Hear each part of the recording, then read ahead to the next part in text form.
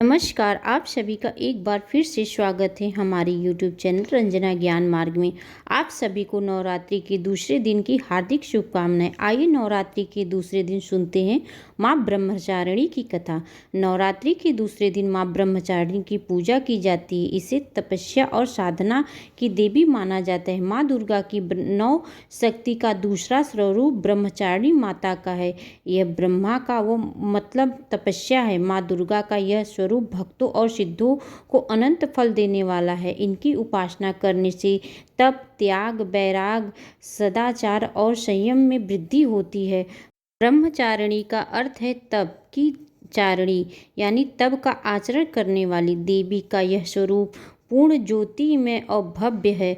इन देवी के दाएं हाथ में जप की माला और बाएं हाथ में कमंडल है। पूर्व जन्म में इन देवी ने हिमालय के घर पुत्री के रूप में जन्म लिया था और नारद जी के उपदेश से भगवान शंकर को पति के रूप में पाने के लिए इन्होंने घोर तपस्या की थी। इस कठिन तपस्या के कारण इन्हें तपचारिणी अर्थात ब्रह्मचारिणी नाम से अभिभूत किया गया था। 1000 वर्ष तक इन्होंने केवल फल फूल खाकर बिताए और 100 वर्षों तक केवल जमीन पर रहकर शाख पर निर्वाह किया और कुछ समय कठिन उपासना रखे और खुले आकाश के नीचे वर्षा और धूप से घोर कष्ट सहे। 3000 वर्षों तक टूटे बेलपत्र खाए और भगवान शंकर की आराधना करती रहीं। इसके बाद तो इन्हें सूखे बेलपत्र खाना भी छोड़ दिया और कई हजार वर्षों तक निर्जला और निराहार रहकर तप कर रही थी। पत्तों को खाना छोड़ने के बाद इनका नाम अपर्णा पड़ गया। कठिन तपस्या के कारण देवी का शरीर एकदम क्षीण हो गया। देवता, ऋषि, गण, मुनि सभी ब्रह्मचारिणी माँ की तपस्या को भूतपूर्व पुण्यकृत बताया और उनकी सराहना की। उनसे कहा, हे देवी, आज तक किसी ने इस तरह की कठोर तपस्या नहीं की थी। यह तो सिर्फ आप ही हैं जो संभव हुआ है। आपकी मनोकामना परिपूर्ण होगी और भगवान चंद्रमौली शिव जी आपके पति के रूप में प्राप्त होंगे। अब तपस्या छोड़ो और घर लौट जाओ।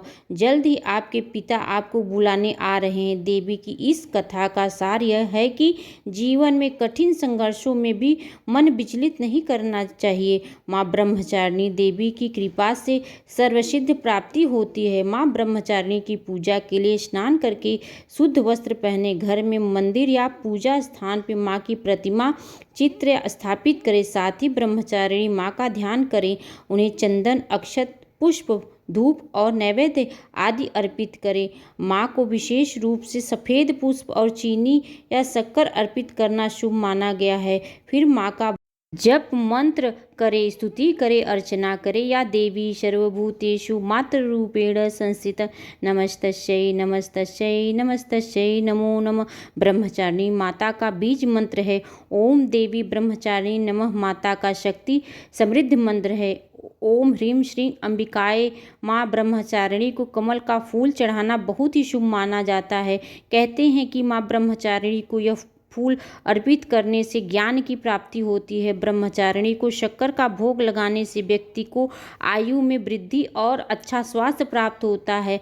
यह भोग माँ की तपस्या और आत्मा अनुशासन का प्रतीक है जो भक्त को पवित्रता और भक्ति के लिए प्रेरित करता है। तो यह थी आज की कथा। आपको आज की कथा अच्छी लगी तो वीडियो को लाइक ज़रूर करें और कमेंट्स बॉक्स में जय माता दी अवश्य लिखें।